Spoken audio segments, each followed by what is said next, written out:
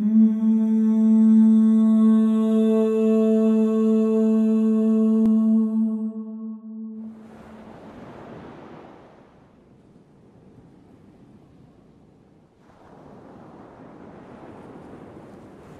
do you do?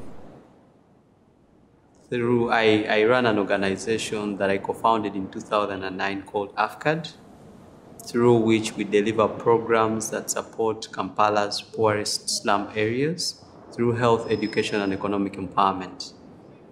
In line with education, we run a community school that supports 200 children who are orphans and vulnerable children in Bwaise, which is one of the biggest slum areas.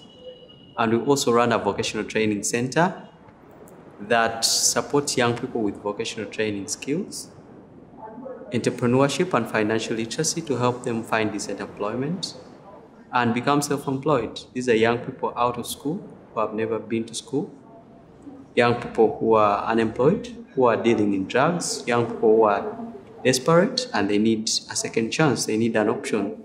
So we give them vocational training skills and startup toolkits, and they start up businesses.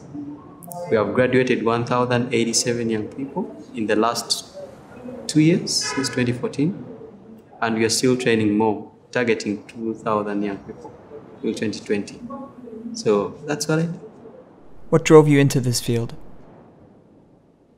I started at the age of 11 to look for money to go to school. I come from a family that is not good enough, that wasn't able to support me to go to school. So at the age of 11, I had to walk down the street and find my first job. And that was a tap operator. So I used to manage a tap, help people collect water from a tap. So later on, I started distributing water to people's homes. And then I did a couple of things around the streets, cleaning people's houses, that's domestic work. And whichever opportunity that came to me on the street, I used to do it to raise money to go to school. So I started raising money at the age of 11, and I managed to go to school. So at 15 years, I decided to use part of my savings, and I wasn't rich, but I had enough for me to take me to school. So I decided to use some of my savings to buy books and scholastic materials for about 15 children that I started supporting when I was 15 years. And then that's how my whole idea came to start thinking about children who basically can't go to school because they don't have an opportunity. What is your greatest source of energy? Well, I think my greatest source of energy is when I walk maybe around the streets of Kampala and I find a young person who is working in a beautiful hotel, and they went through our training programs 2 years ago.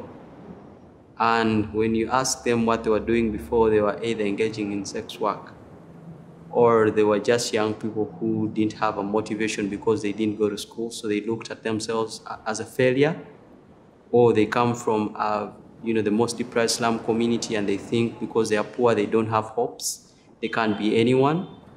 And then you find them in town with a camera and they're covering a conference.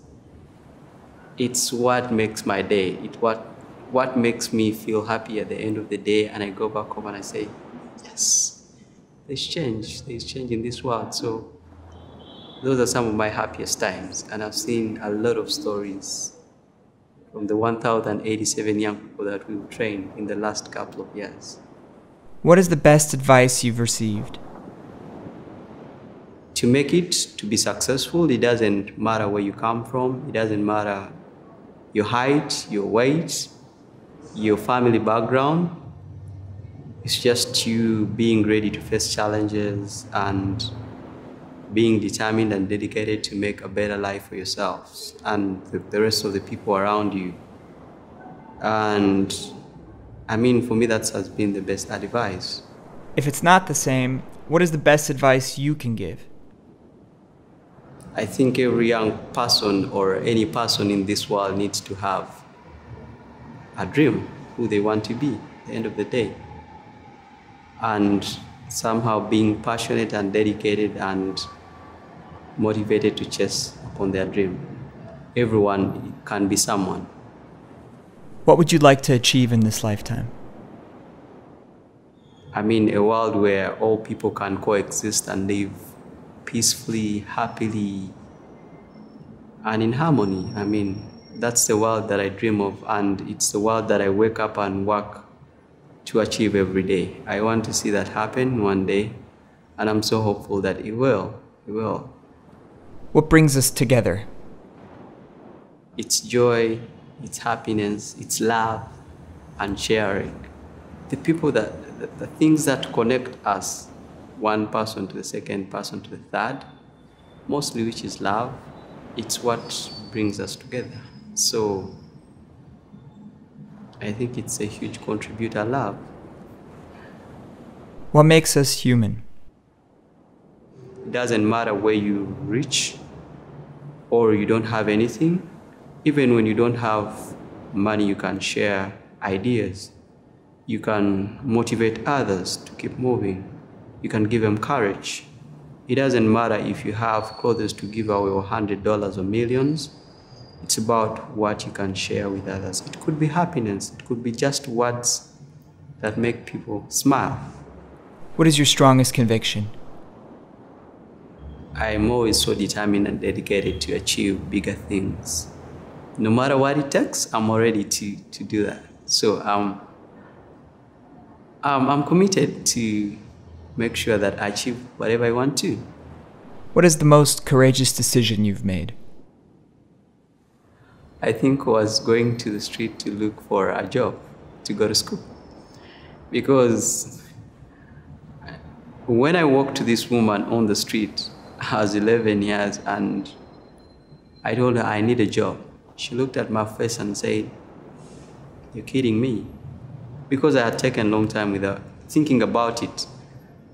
And then she was like, "You're too young to get a job." I said, "I don't have an option, but it's the only thing that can help me raise school fees and go back to school.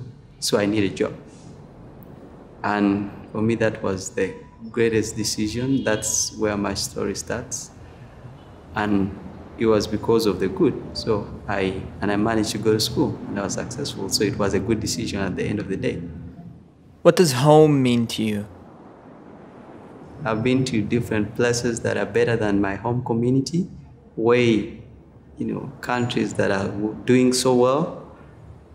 But my home is Bwaise slums. I come from the slums, and slums are home.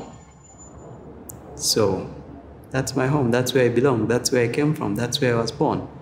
And that's my home. What role does spirituality play in your life? I should say I'm a Muslim. I come from a Muslim family. I went to a Muslim school. There are also many teachings that teach us that Islam is a religion of peace. And it's a religion that promotes brotherhood. It helps me to think of how we can survive with people of the different religions. So, and how we basically can take care of each other and support each other in the communities that we come from. Like, we were created as human, but different people belong to different sects, tribes, and cultures. So it helps you really understand that I'm a Muslim, but there are different religions as well. Who are you? My name's Muhammed Kisirisa, the Slum Ambassador. I come from Bwaise slums where all things are possible. I work for the betterment of slum communities. I raise voices of young people, children and women in slum areas. And I envision a better slum community in Uganda, in East Africa, and around the world. That's who I am.